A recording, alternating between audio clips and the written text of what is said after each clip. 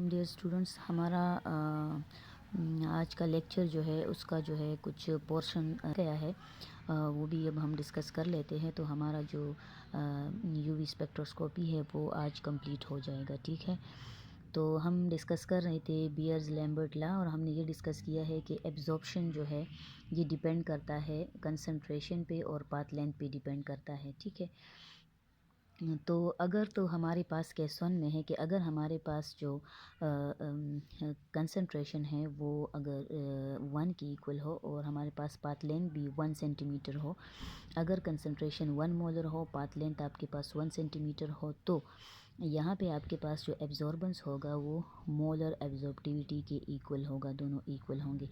ये पॉइंट्स पीएमसीक्यूज़ में आते हैं। अच्छा, ये तीनों पॉइंट्स। अच्छा, केस टू में है कि अगर आपके पास कंसंट्रेशन भी 2 है और लेंथ भी आपके पास 2 सेंटीमीटर है, कंसंट्रेशन भी 2 मोलर है, 2 मोल है, ठीक है, या 2 मोलर है, तो इधर आपके पास जो है ये वैल्यूज़ देखिए हम पुट कर रहे हैं इस इक्वेशन में, जो है बियर लैम्बर्ट लॉ में हम पुट कर रहे हैं। तो इधर हमारे पास ये देखिए 2 2 4, तो एब्जॉर्प्शन या absorbance is equal to 4 times of molar absorptivity. तो absorption is 4 time of molar absorptivity, मतलब कि जो एब्जॉर्बेंस है वो ग्रेटर होगा देन मोलर एब्जॉर्प्टिविटी।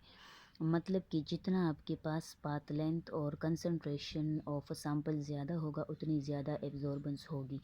ठीक है, थर्ड केस में है कि लेट सपोज आपके पास जो कंसंट्रेशन है, ठीक है, वो जो है वो 1/2 है, और आपके पास जो कंसंट्रेशन 1/2 है और जो लेंथ है, पाथ लेंथ है, वो भी 1/2 सेंटीमीटर है।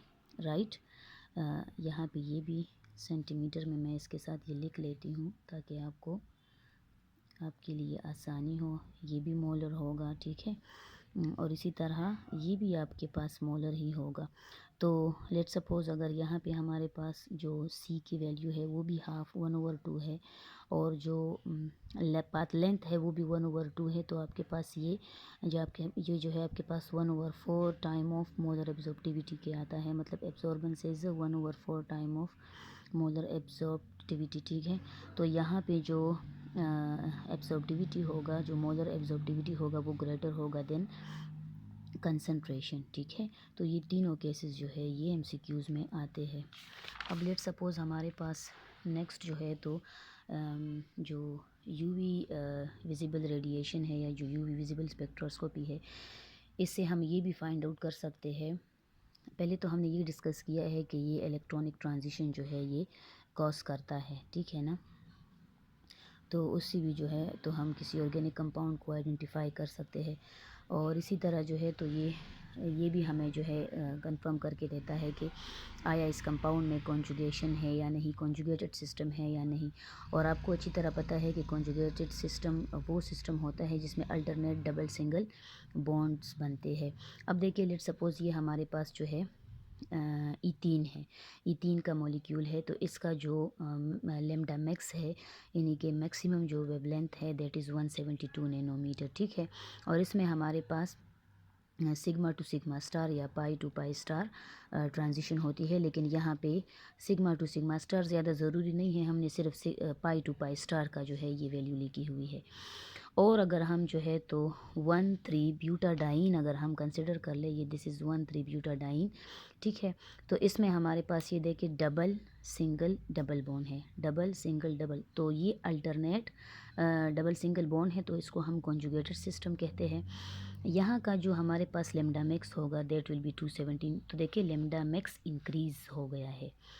तो जैसे हमारे पास जो है कॉन्जुगेशन होगी, तो कॉन्जुगेशन के साथ जो है तो एनर्जी जो है वो कम होगी और लेम्डा जो है वो ज़्यादा होगा। ठीक है, तो जो एक्साइटेशन एनर्जी होगी, ठीक है ना, तो वो कॉन्जुगेटेड सिस्टम के लिए कम होगी। ये देखिए, ये अल्कीन यानी कि ईथीन के लिए है, तो ये ज़्यादा एनर्जी डिफरेंस है। ये देखिए मैंने लिखा हुआ है फॉर ईथीन, इसका जो एनर्जी डिफरेंस है ये ज़्यादा है, वाइल इसका जो एनर्जी डिफरेंस है ये क्या है, ये कम है। तो जब कम एनर्जी होगी तो वेवलेंथ ज़्यादा हो जाएगा। ये देखिए यहाँ पे 2 पाई इलेक्ट्रॉन्स है ना, तो ये देखिए मैंने यहाँ पे 2 एटॉमिक ऑर्बिटल्स लगाए हुए हैं, ठीक है ना। तो यहाँ पे 2 एटॉमिक ऑर्बिटल्स है ये देखो, और ये जो है तो मिल के जो है 4 मॉलिक्यूलर ऑर्बिटल्स बनाते हैं।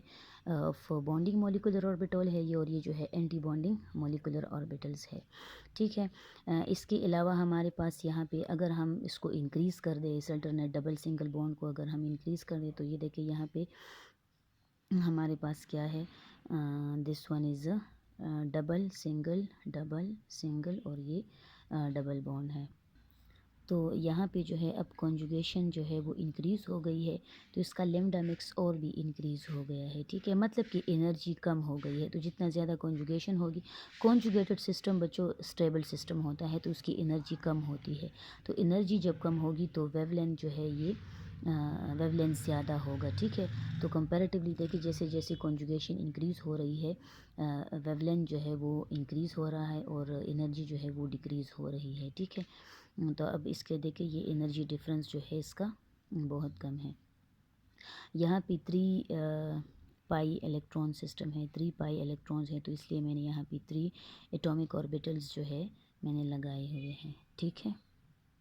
अच्छा, तो it's easy to excite the conjugated compounds, मतलब कि हमारे पास जो ये वाला कंपाउंड होगा तो ये कम एनर्जी इसको रिक्वायर होगी for the excitation of electron, इसको थोड़ी सी ज़्यादा और इसको फिर और भी ज़्यादा एनर्जी रिक्वायर्ड होगी।